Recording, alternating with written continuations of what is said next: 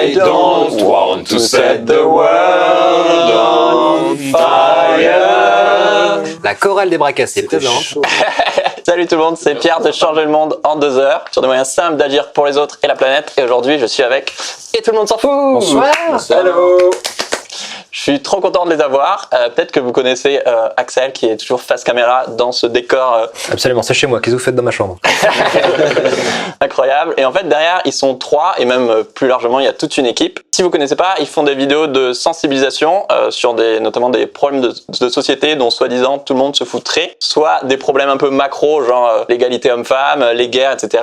Soit des questions plus individuelles comme l'estime de soi, le rapport à l'argent. Et du coup, pour commencer, j'avais une petite question à vous poser. Pourquoi est-ce que ça vous tient autant à cœur de faire ces vidéos? Ah, pourquoi ça nous tient à cœur? Parce que ça nous tient à cœur. Parce que ça nous fait marrer. C'est notre manière un peu de nous sortir les doigts des fesses, de faire quelque chose, de pas rester en victime en fait, tout simplement. Et est-ce que vous avez une idée de l'impact que vos vidéos ont pu avoir? Est-ce que vous auriez une histoire autour de, je sais pas, quelqu'un qui est passé à l'action ou... Ouais, on a une idée, parce qu'on reçoit beaucoup de messages en fait. On a une communauté qui est assez exceptionnelle, qui communique beaucoup. Moi j'ai reçu un message une fois d'une jeune femme qui m'a dit, voilà, j'ai vu votre épisode sur l'eau, j'ai quitté mon taf et je suis parti en Afrique travailler dans une ONG qui donne accès à l'eau potable. Voilà. On avait montré donc en Suisse l'avant-première d'un épisode sur la violence. Ouais. Et donc le lendemain, il y avait une rencontre avec le public et donc ce jour-là arrive un monsieur en nous disant qu'il était là avec sa meilleure amie et qu'elle n'a pas pu venir à la dédicace pour nous rencontrer parce qu'après avoir vu l'épisode, elle a décidé en fait de se rendre directement au commissariat pour aller porter plainte parce qu'elle-même elle était battue par son mari en fait et que cet épisode l'a convaincue de sortir un petit peu voilà de cette situation-là et voilà. Donc ça c'était un témoignage putain de fort. Ouais. Moi, par exemple, il y a des mecs qui m'offrent des bouquins où ils écrivent voilà, merci de te relier 2 choses qui me tiennent à cœur, développement personnel et changer le monde. Donc voilà, j'imagine qu'il y a des gens, je sais pas, c'est Pierre Chevel, vous connaissez Pierre Chevel? Non, moi je cautionne pas ce genre de personne. Il a écrit un livre, hein, Pierre Chevel, a priori. Ouais, plusieurs. Ouais, moi j'en ai un bleu. Ouais, c'est ça. Moi il m'a rien offert par contre, tu vois. Ok. Il va se faire troller le mec. Comment ce projet il vous a changé vous? Ça va être long, ça.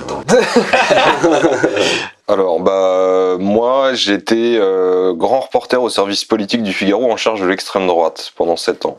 Et aujourd'hui, donc, j'ai quitté mon travail et je fais ça à temps plein. Donc, c'est déjà un changement structurel très important. Moi, ça m'a permis de me trouver une voie et d'être en paix et du coup, de faire beaucoup de travail sur moi-même, en psycho aussi, voilà. Moi, en fait, ça m'a montré un truc de ouf que je ne pensais vraiment pas avoir un jour, c'est que j'ai un engagement politique.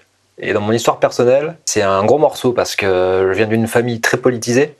Monsieur Latuada, si vous entendez. Et je culpabilisais de ça, dans un sens, parce que on m'avait mis dans la tête qu'un artiste a des responsabilités, un artiste a un message. Ok, moi je voulais être artiste depuis toujours. En fait, je voulais écrire des histoires, je voulais raconter, je voulais faire passer de l'émotion. Et j'avais des petites voix comme ça qui me disaient oui, mais un artiste c'est ça, ça, ça et ça. Et j'avançais et j'essayais et je comprenais pas parce que pour moi un message c'était un message politique et la politique ça me faisait peur de par ma construction. Donc j'ai rejeté ça. Ouais. Et aujourd'hui, j'y comprends pas beaucoup plus grand chose en politique. Mais j'ai compris ce que c'était d'avoir un discours politique. Et aujourd'hui, je suis capable de dire que j'ai ça, quoi. Ouais. Pas militant, mais... Ouais, exactement, engagé. J'ai compris quel était mon message à donner au monde, en fait. Et au-delà de ce que je peux défendre comme le véganisme ou enfin tous ces trucs très spécifiques, c'est ce que j'ai vu, ce qu'il y avait en dessous de ça et pourquoi j'étais là, quoi, en fait. Et ça c'est assez précieux parce que c'est le travail de toute une vie des fois de connaître ta mission sur Terre, en fait. Sa mission c'est de promouvoir la consommation de pommes. Exactement. Il y a un petit verger très sympa qui j'ai rencontré. C'est la première vidéo, vous le verrez, pas manger de pommes. J'arrive à me dire aujourd'hui que je commence à me dire que je suis fier de mon parcours. Et que je suis à la bonne place et tout ça, et que je suis légitime parce que c'est moi qui ai choisi ma place, et donc c'est logique. C'est super émouvant parce que vous êtes vachement vous osez être vulnérable, vous avez ce courage-là, et moi je sais que c'est un truc qui me tient à cœur, mais qui est quand même assez marginal chez les mecs en général. Et du coup, je sais pas, quand vous faites un épisode sur les émotions, ou même là, quand juste vous parlez de votre parcours, je trouve ça... Enfin, merci, quoi. Mais c'est faux, hein, on a répété tout ça. Attention, ah là là, faut pas croire qu'on est des gens. Non. D'ailleurs, on va aller faire de la muscu. Hein. Voilà. Toi, Fabrice? J'avais beaucoup de mal à passer à l'action. Hein. J'étais vraiment genre, oui, il faut écrire, non, ce n'est pas prêt, il faut préparer, mais ce n'est pas assez clair, il faut faire plus de recherches, de machin, de trucs. Donc j'écrivais beaucoup, et je tournais très peu. Axel, quand j'ai rencontré, il tournait beaucoup, il écrivait très peu. Donc on s'est groupé. Donc j'ai appris d'Axel, en fait, le passage à l'action. Moi, c'est un truc, vraiment, aujourd'hui, je suis plus du tout la même personne. En fait, ce que j'ai appris avec Tout le monde s'en fout, justement, c'est à arrêter d'être perfectionniste, à accepter, en fait, la marge d'erreur qu'il va y avoir dans toute forme de réalisation de projet et de m'en servir, au contraire, pour m'améliorer, de recommencer. J'ai appris à me planter et à pas m'en vouloir. J'ai appris le non-jugement dont tu parlais. Voilà, à regarder ce qui était présent et que je pouvais améliorer et pas ce qui me manquait. Ça m'a donné beaucoup bêtement, de confiance en moi, c'est-à-dire de la certitude de savoir que quelle que soit la situation à laquelle je vais être confronté, je vais arriver à m'adapter d'une façon ou d'une autre. Ça veut pas dire que je sais à l'avance ce que je vais faire, c'est juste que je m'en fous de me planter et que je sais que je ferai toujours le meilleur, le mieux de ce que je peux en fait. Voilà. Et puis on va dire que depuis 1 an et demi, j'ai aussi appris ce que c'était que de bosser violemment. Ça c'est un truc qu'on s'est pris en travers de la tronche. Voilà. Bon, tu regardes le planning, tu fais ok. Bon bah. Parce que vous faites plein d'autres choses à côté, c'est pas. Ouais, et puis là en ce moment, tout ce qu'on fait, en fait, tous les projets qu'on a à côté, on est tous les trois dessus tout le temps en fait. Donc on est vraiment genre ventousés ensemble. Voilà. Elle sait pas assez, on part en vacances ensemble. Oui, en plus, oui, pour pas. Pour continuer à bosser. C'est ça. Non, on bosse pas. Même pas. On arrive à pas bosser. On arrive à pas est parti bosser. en vacances, on n'a pas bossé. Un petit peu aussi. Un petit peu, c'est vrai. C'est vrai, oui, ça va, écoute. On a fait. C'est une fois, on a glissé, on a bossé, voilà. Je trouve que vous dégagez énormément de gratitude en fait. Pourquoi est-ce que vous avez de la gratitude? Enfin, pour quoi? Pour qui? Pour quelle chose? Alors, pour ma mère, pour mon producteur, pour Axel, pour Marc, déjà, ça c'est dans l'ordre. Moi, j'ai beaucoup de gratitude envers les gens qui nous regardent. Et j'ai beaucoup de gratitude dans le fait qu'ils aient de l'humour, en fait. Ça, c'est un truc, souvent, je dis aux gens qui me disent merci, on aime bien ce que vous faites, je leur dis bah merci d'avoir de l'humour. Ça, c'est vraiment... Parce qu'au départ, moi, je pensais vraiment pas que ça allait faire rigoler les gens, en fait. Ouais. Moi, vraiment, avec Axel, on se disait non, mais c'est abusé. Mais on peut pas parler comme ça aux gens, on y va trop fort et tout. On peut pas regarder les gens pendant les heures en disant tu te calmes. Voilà, tu vois, ça va pas marcher. Et puis, les gens ont pas autant de second degré. Si, machin, vas-y, on teste. Et donc, je suis enchanté de voir qu'en fait, bah, si, les gens sont beaucoup plus drôles que ce que je croyais. Pour les gens qui nous font confiance aussi ouais. et qui viennent au rendez-vous toutes les 2 semaines pour regarder les vidéos. Ouais. En se disant ok, j'ai confiance en eux et je vais apprendre des trucs et c'est fou, parce que moi ça me crée un gros sentiment de responsabilité et c'est ce que je disais par rapport à ce que j'ai organisé dimanche. C'était un pique-nique oui, c'était un pique-nique zéro déchet. En fait, je me suis juste dit ok, j'ai la chance d'avoir des gens de plus en plus nombreux qui me suivent et qui sont réactifs. J'ai une responsabilité par rapport à ça. Qu'est-ce que je peux en faire? En quoi je peux rendre ça utile plus que mon ego trip de me dire super, des gens trouvent que j'ai raison, tu vois. Et donc j'ai juste donné un point de rendez-vous en disant venez, on se réunit et on discute. C'est vraiment ça mon idée et on parle de sujets sur lesquels on n'est pas forcément d'accord et on apprend des uns et des autres. Et je suis hyper content de ça. Je veux dire, c'était au-delà de toutes mes espérances ce qui s'est passé dimanche. Et je me dis ok, j'ai un vrai truc là et j'ai envie de continuer à le faire vivre ce truc-là. Parce que je me sens responsable. T'as créé une page Facebook, non, qui peut rejoindre Alors bah oui, du coup, je me dis on va le refaire hein, puisque c'était bien. Trop bien.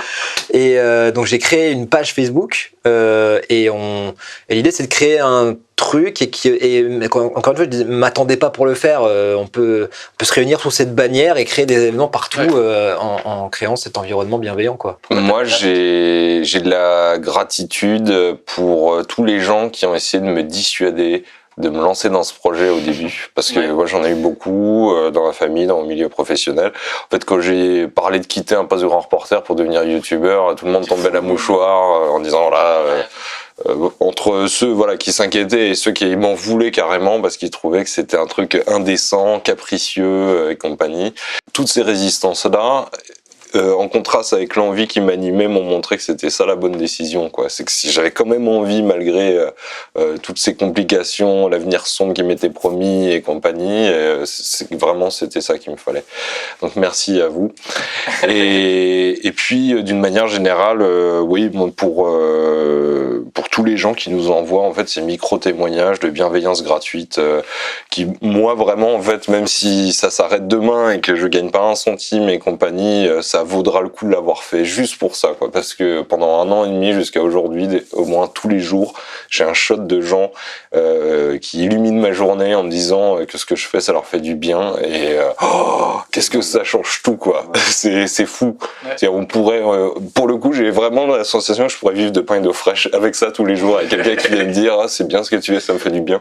C'est con, mais ça change toute la perspective du monde. Il y a un mail il y a pas très longtemps d'une adolescente. C'est Spencer, c'était un adolescent. Ah ouais. Spencer, si tu nous regardes. On s'est pris ton mail en rentrant de vacances dans la bagnole, j'étais en train de conduire et Fabrice me lisait.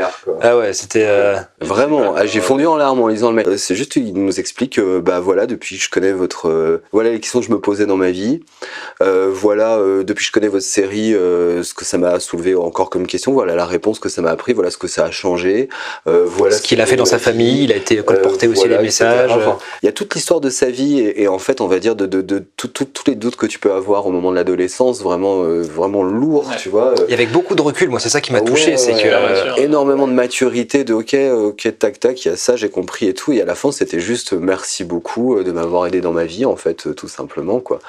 Il y a ouais, c'est ça. Un truc qu'on a reçu la semaine dernière, pareil, pendant, je suis resté à pleurer vraiment pendant 40 minutes en mode gros bouillon, je ne pouvais plus rien faire. Et c'est une maman qui nous a juste écrit 5 lignes en disant bonjour, mon fils de 5 ans a perdu son papa il y a quelques années et depuis il est très triste.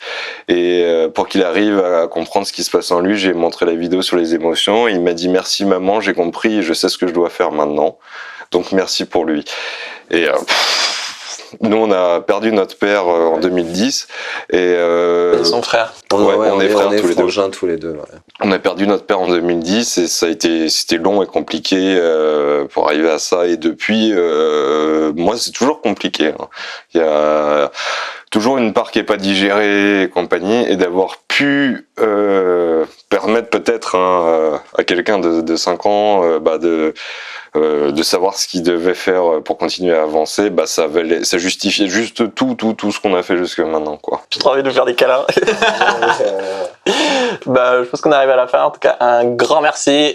Filez vous abonner si c'est pas déjà le cas, mais vous êtes sûrement tous déjà abonnés et tout le monde s'en fout. Je vous mets la petite fiche. Est-ce que vous avez une question du jour que vous voudriez leur poser, à laquelle ils répondent en commentaire? Qu'est-ce que vous faites pour pas vous en foutre, vous? C'est quoi vos actions? Est-ce que ce que vous croyez de vous-même vous rend heureux tous les jours, même le mardi? Ma question universelle, c'est qu'allez-vous faire du temps qui vous est imparti? Gandalf, ouais. Je crois que tu allais dire, est-ce qu'il y a une question que vous aimeriez que je vous pose? Ouais, est-ce qu'il y a une question que vous aimeriez que je vous pose? À quoi sert la serviette de bain lors d'un voyage galactique? C'est vrai, une vraie question, ça sert à tout. Comment on nettoie une éponge? Voilà. Qui êtes-vous? Merci beaucoup, ciao. Salut.